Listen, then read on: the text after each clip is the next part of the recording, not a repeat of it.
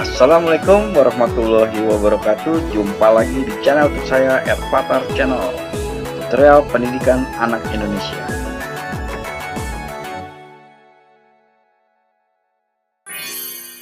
Pada kesempatan kali ini saya akan menjelaskan pemaparan mengenai penerimaan peserta didik baru PPDB Dinas Pendidikan Provinsi DKI Jakarta tahun pelajaran 2022-2023. Saat ini dibuka kembali untuk PPDB tahun 2022-2023, yang mana orang tua siswa kembali disibukkan untuk mendaftar putra-putrinya ke sekolah-sekolah yang mereka tuju. Namun di sini ada beberapa orang tua yang mungkin masih bingung ya bagaimana menghadapi PPDB untuk tahun ini.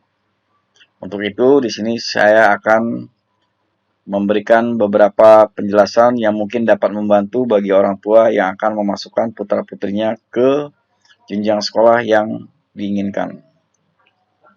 Yang pertama di sini yaitu adalah prinsip dan dasar hukum PPDB.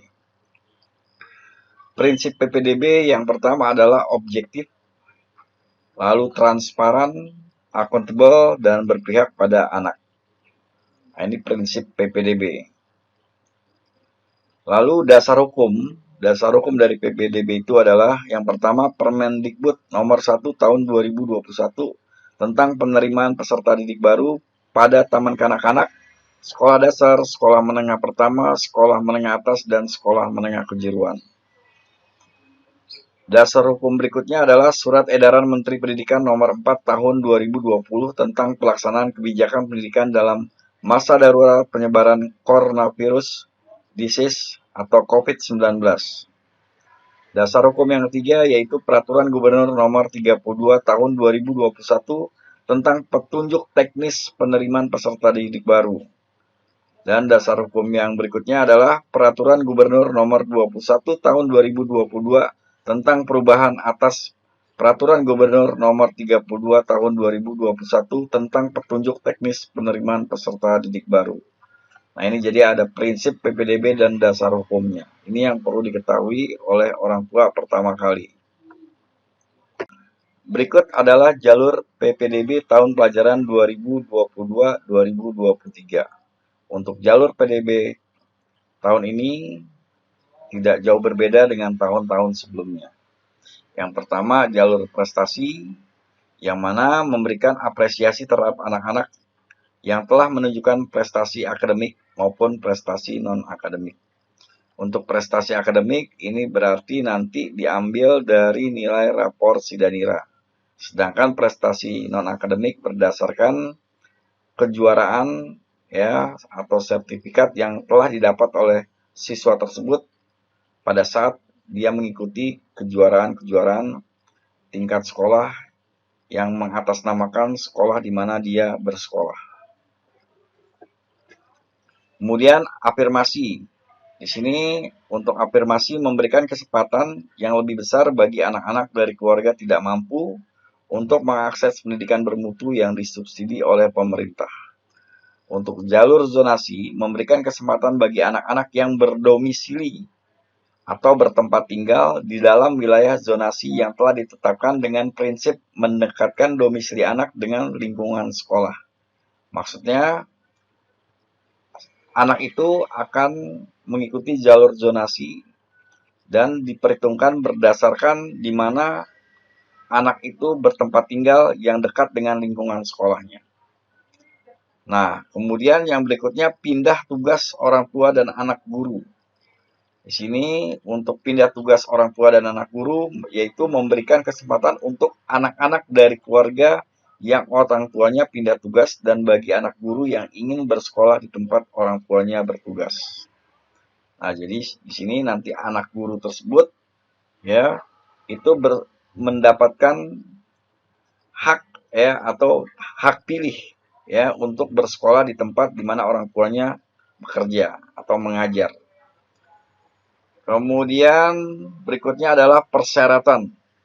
Untuk persyaratan SD, yang pertama paling rendah berusia 6 tahun pada tanggal 1 Juli 2022.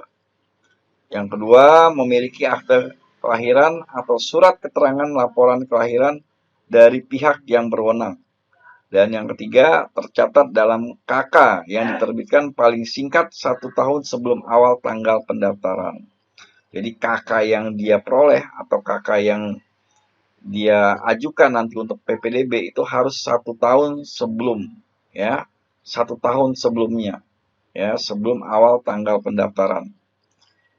Lalu untuk SMP, SMA, dan SMK ini hampir sama juga, cuma di sini hanya yang pertama adalah perbedaan usia.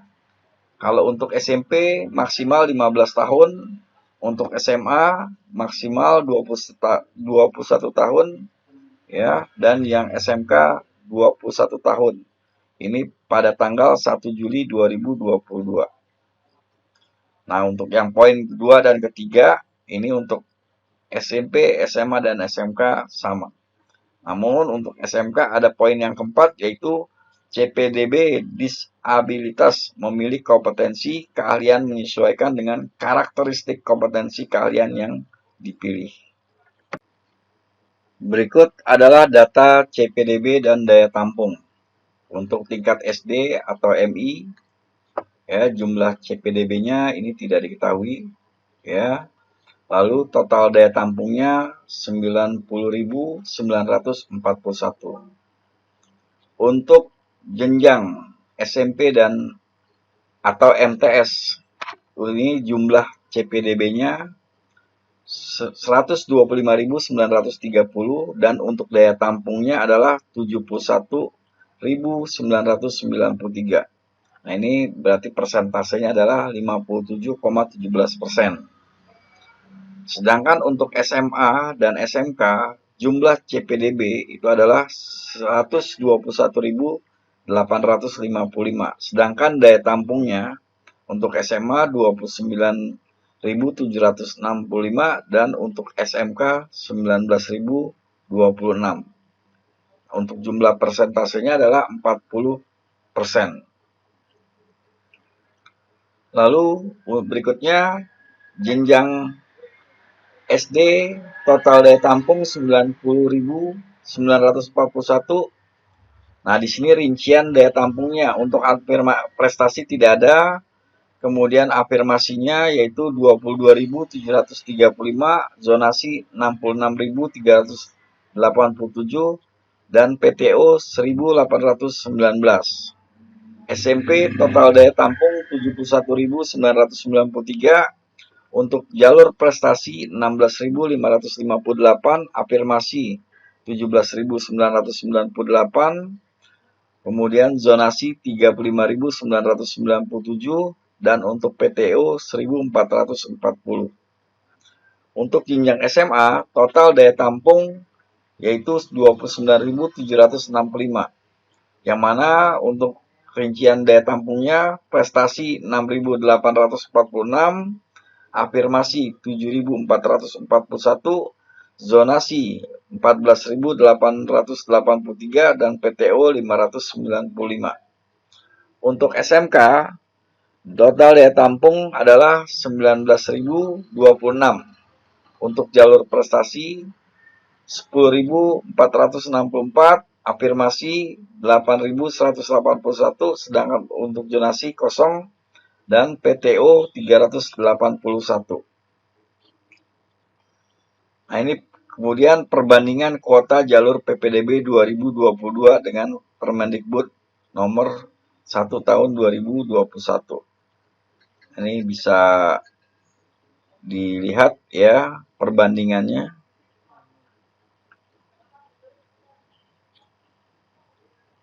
Lalu langsung saja kita masuk ke perbandingan tiap jalur PPDB tahun 2021 dengan PPDB tahun 2022. Nah, untuk jalur prestasi pada PPDB 2021, ya, di sini pembobotan penghargaan peringkat rata nilai rapot top 30% untuk sekolah akreditasi A, top 20% untuk sekolah akreditasi B, dan top 10% untuk sekolah akreditasi C. Dan untuk tahun ajaran ini atau PPDB 2022 untuk akreditasi A peringkat 1 sampai 15 ini adalah 100%. Ya, kemudian untuk peringkat 16 sampai 30 90%, untuk peringkat ketiga 31 sampai 45 80%, kemudian untuk peringkat 45 sampai 60 70%, dan kelima peringkat 61 sampai 100 itu 60%. Nah, ini untuk akreditasi A. Jadi apabila sekolah yang anak tersebut bersekolah, maka akreditasinya A ini perhitungannya adalah seperti ini. Dan untuk yang akreditasi B peringkat 1 sampai 10 100%, peringkat 11 sampai 20 90%, peringkat 21 sampai 30 80%, peringkat 31 sampai 40 70%, dan peringkat 41 sampai 100 60%. Nah, ini kemudian untuk yang sekolahnya berakreditasi C. Peringkat 1 sampai 5 100%, peringkat 6 sampai 10 50%, peringkat 11 sampai 15 80%, dan peringkat keempat 16 ya, peringkat keempat 16 sampai 20 itu 70%, dan terakhir peringkat 21 sampai 100 itu adalah 60%. Nah, ini beberapa perbedaan ya dari tahun yang sebelumnya. Nah, untuk tahun sebelumnya awal untuk tahun ajaran 2019-2020 itu perkalian ya antara akreditasi sekolah dengan rapor Sidanira. Nah, namun untuk tahun 2022-2023, nah ini perbedaannya ada di sini ya, salah satunya. Oke. Kemudian untuk afirmasi jenjang SMP, SMA, dan SMK, afirmasi prioritas pertama tidak dilakukan seleksi. Ya, tidak dilakukan seleksi. Ini kalau untuk PPDB tahun 2021. Sedangkan untuk tahun 2022, jenjang SMP, SMA, afirmasi prioritas pertama dan prioritas kedua jika jumlah pendaftar melebihi daya tampung, maka dilakukan seleksi menggunakan zonasi, pilihan sekolah, dan waktu mendaftar. Jenjang SMK, afirmasi prioritas pertama dan prioritas kedua jika jumlah pendaftar melebihi daya tampung, maka dilakukan seleksi menggunakan indeks prestasi, pilihan sekolah, dan waktu mendaftar. Untuk zonasi, pada saat PPDB 2021, zona prioritas pertama yang didasarkan dengan RT domisili CPDB sama dengan RT sekolah.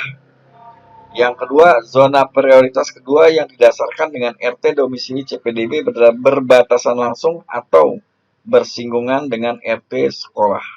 Sedangkan untuk PPDB tahun 2022, untuk zona prioritas pertama diperuntukkan bagi CPDB yang berdomisili di RT yang sama dengan RT sekolah. Ini sebetulnya poinnya hampir sama ya. Kemudian CPDB yang berdomisili di RT yang berbatasan. Nah, ini berbatasan langsung. Ya, umpamanya sekolah tersebut RT-nya 01. Nah, berbatasan dengan 02, dengan 03, ya, dan seterusnya. Ini apabila berbatasan langsung atau bersinggungan dengan RT sekolah. Kemudian yang kedua, zona prioritas kedua diperuntukkan bagi CPDB yang berdomisili di RT pada sekitar sekolah berdasarkan pemetaan. Kemudian jalur PTO, CPDB yang orang tuanya mendapat surat penugasan dari instansi, lembaga, kantor, atau perusahaan yang mempekerjakan paling singkat 1 tahun sebelum awal tanggal pendaftaran. Nah, untuk tahun 2022, CPDB yang orang tuanya mendapatkan surat penugasan dari instansi, lembaga, kantor, atau perusahaan yang mempekerjakan paling lama 1 tahun sebelum awal tanggal pendaftaran. Ya, jadi ini yang perlu diketahui perbandingan antara tahun 2021 dan tahun 2022. Berikutnya timeline PPDB 2022. Ya, di sini ada jadwal-jadwal yang perlu diketahui. Yang pertama, pra pendaftaran.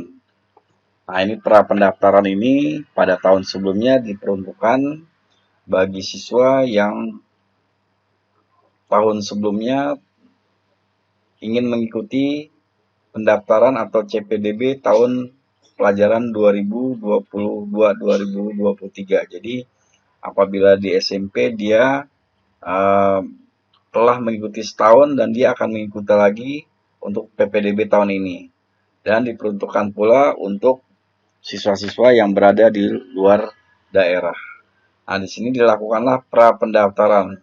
Ini untuk SMP, SMA, dan SMK, yaitu tanggal 17 Mei sampai 14 Juni.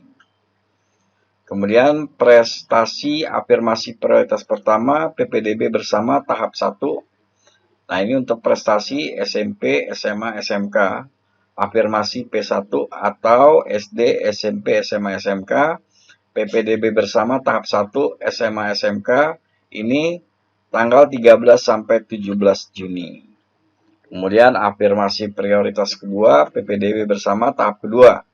Nah, ini afirmasi P2 SD, SMP, SMA, SMK. PPDB bersama tahap 2 SMA, SMK 20 sampai 24 Juni. Dan ke tahap ketiga, ya, tahap ketiga SD 2 ya, 23 Juni sampai 1 Juli, SD 3 4 sampai 8 Juli. Kemudian SMP, SMA, SMK tahap 2 4 sampai 8 Juli. Lalu di sini nanti pengajuan akun untuk SD 17 Mei, kemudian SMP 23 Mei, dan SMA atau SMK 30 Mei. Untuk PTO SD, SMP, SMA, SMK 13 Juni sampai 1 Juli. Ini tentunya 2022. Dan untuk zonasi SD 13 sampai 17 Juni, SMP, SMA 27 Juni sampai 1 Juli. Lalu yang berikutnya yang terpenting lagi adalah mekanisme pra pendaftaran. Yang pertama isi formulir, kemudian cetak bukti pengajuan, kemudian cetak tanda bukti pra pendaftaran. Nah, untuk isi formulir mengakses laman pra pendaftaran https /sidanira.jakarta.go.id pra pendaftaran. Yang kedua, mengisi formulir pra pendaftaran. Ya, ini isi formulir, kemudian unggah dokumen. Di sini nanti cetak tanda bukti pengajuan, mencetak tanda bukti pengajuan pra pendaftaran yang berisi nomor peserta. Ya, cetak bukti ajuan, kemudian memantau hasil verifikasi.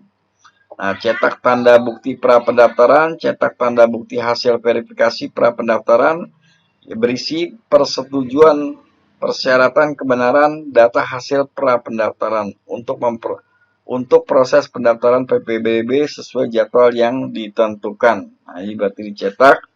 Kemudian unggah dokumen, yaitu kartu keluarga, rapor kelas 4, semester 1 dan 2, kelas 5 semester 1 dan 2, dan kelas 6 semester 1, ya, atau 1 SD sederajat, atau rapor kelas 7 semester 1 dan 2, kelas 8 semester 1 dan 2, dan kelas 9 semester 1 SMP sederajat. Yang berikutnya, unggah dokumen sertifikat akreditasi sekolah asal, surat keterangan, ya, surat keterangan peringkat rata nilai rapor. Yang kelima, sertifikat prestasi akademik. Yang keenam, sertifikat prestasi non-akademik. Yang ketujuh, surat keterangan kepala sekolah tentang susunan pengurus ekstrakurikuler dan atau organisasi bagi CPDB yang pernah menjadi pengurus ekstrakurikuler. Dan yang kedelapan, SPTJM tentang keabsahan dokumen dari orang tua atau wali CPDB bermaterai. Ya, cukup. Kemudian memantau hasil verifikasi. Nah, di sini memantau hasil verifikasi berkas pra pendaftaran yang telah diunggah di laman https sidanira.jakarta.go.id/pra pendaftaran. Yang terakhir adalah mekanisme pendaftaran.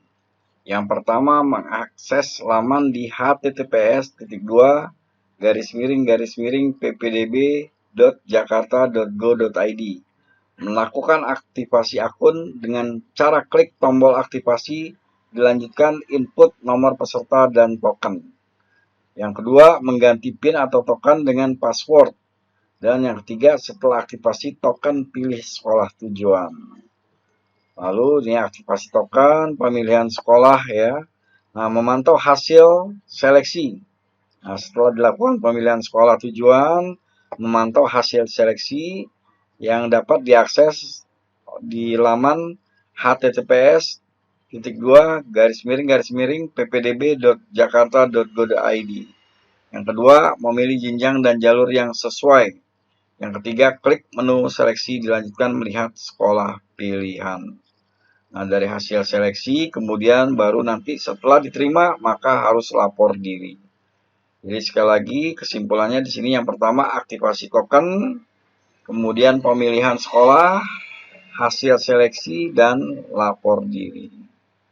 Nah, pemilihan sekolah mengakses laman https://ppdb.jakarta.go.id. Kemudian yang kedua, melakukan login dengan cara input nomor peserta dan password. Yang ketiga, memilih sekolah tujuan. Yang keempat, mencetak tanda bukti pemilihan sekolah tujuan.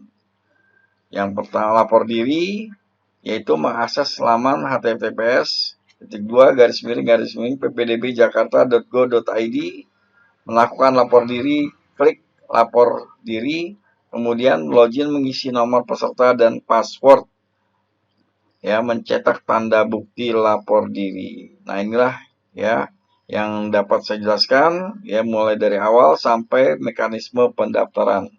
Mudah-mudahan sekelumit penjelasan yang singkat ini dapat bermanfaat bagi orang tua yang akan mendaftarkan putra-putrinya ke sekolah yang dituju. Itu aja yang dapat saya jelaskan. Wassalamualaikum warahmatullahi wabarakatuh.